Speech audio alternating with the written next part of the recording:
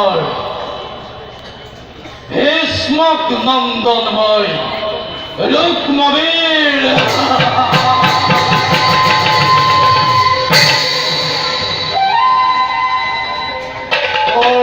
সংকল্পময়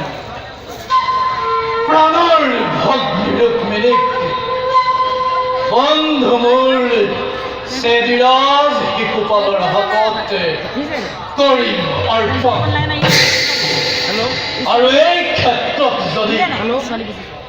অন্তৰায় হয় মোৰ নিজ পিতৃও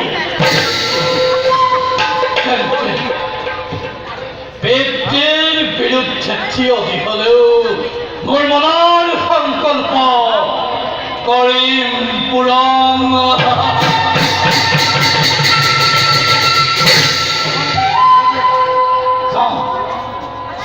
যাওঁ এতিয়া মোৰ নিজ কৰ্তব্যত হওঁ গৈ অগ্ৰসৰ